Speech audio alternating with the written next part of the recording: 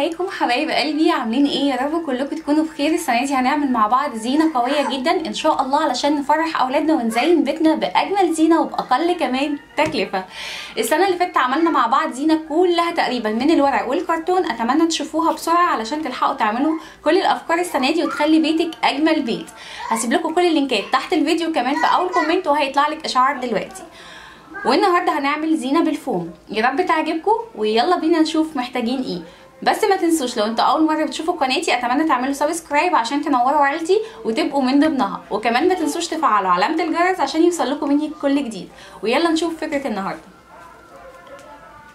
محتاجين ورق فوم بديله ورق الوان او ورق الكشاكيل العادي الابيض لو انتي حابه، دباسه، قطر، مقص، ستان، وكمان ممكن نستخدم الخرامه الصغيره دي. ومحتاجين كمان السولوتيب بتاعنا اللي هو الدبل فيس والعادي، وهقول لكم ليه. بنيجي يا حبايبي الورقه بتاعتنا بتبقى بالشكل ده A4، ببتدي ان انا اقلبها، طبعا ده غير السولوتيب، وابتدي ان انا ارسم الرسمه بتاعتي من ورا، بجيبها من على النت او ان انا بعملها بايديا عشان يبقى عندي ستنسل للحاجه. تمام. وببتدي اقسم الورقه بتاعتي 4 اجزاء. ليه؟ علشان انا عايزه الحجم ده، لو انت عايزه حجم اكبر خلاص انا بقسمها 4 اجزاء بالشكل ده، واضغط جامد عشان تديني الشكل اللي انتوا شايفينه ده. وابتدي ارسم 4 رسومات، والجزء الخاص بالرسمه ببتدي ان انا اقصه لوحده عشان اعرف ان انا اتحكم فيها.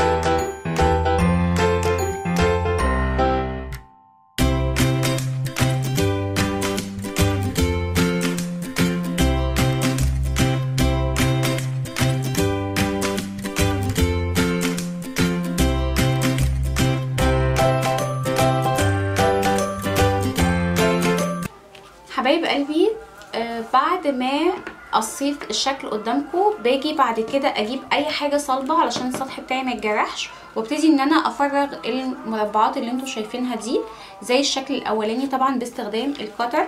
فدلوقتي انا هعمل بالشكل ده، هفرغ المربعات اللي في النص.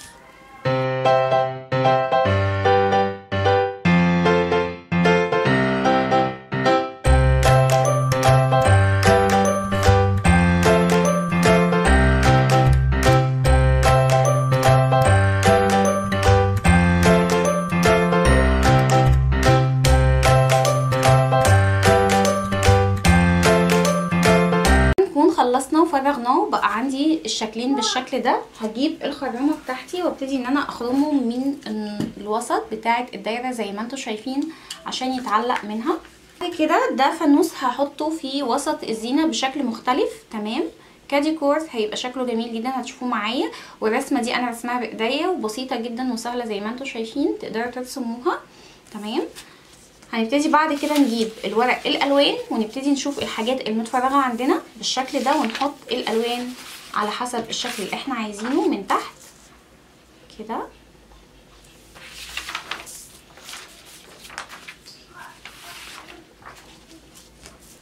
وكده، ونبتدي نقص الشكل على الشكل نفسه زي ما انتوا شايفين كده، يعني بحيث ان انا اغطي كل الجوانب اللي عندي من بره، وبعد كده هقص الزياده.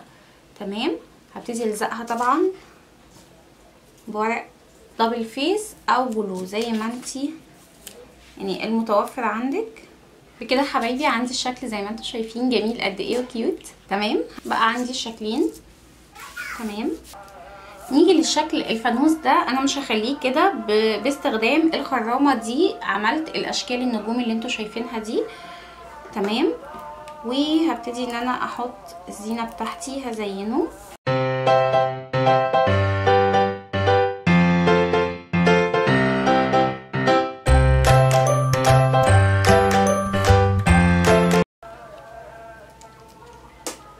كده بقى عندنا شكل الفانوس.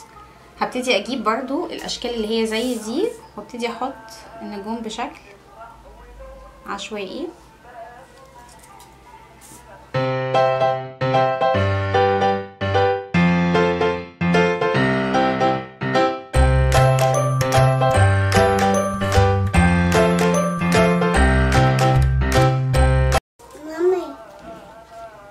كده حبايبي تمام. هبتدي برضو اعمل ده بنفس الشكل بس نجوم مختلفة. وبكده حبايبي نكون خلصنا الفوانيس بتاعتنا. النجوم بتاعتنا ممكن تكون سادة وممكن برضو نشكلها زي ما احنا عايزين ونحط عليها نجوم تانية مفيش. حبايبي كده جبت الستان وهبتدي ان انا ادخل من مكان الخرامة. طبعا لو مش عندك الخرامات ممكن تستبدليها بالدباسة زي ما انا قلت. تمام. هندخل فانوس وهلال ونجمة. حبايبي هستخدم السولوتيب بتاعي في التعليق ونشوف الزينة مع بعض يا ترى على الحائط شكلها كده. حبايبي زي ما انتم شايفين شكلها قد ايه كيوت وقد ايه جميل، وتقدري كمان تعملي اشكال والوان زي ما انت حابه. يا رب تكون زينة النهارده عجبتكم وتنفذوها وتبعتولي صوركم كمان على الانستجرام وعلى الفيسبوك. وما تنسوش تعليقاتكم الجميله ولايكاتكم الاجمل، واشوفكم ان شاء الله على خير في فيديوهات تانية، واقول لكم مع السلامه.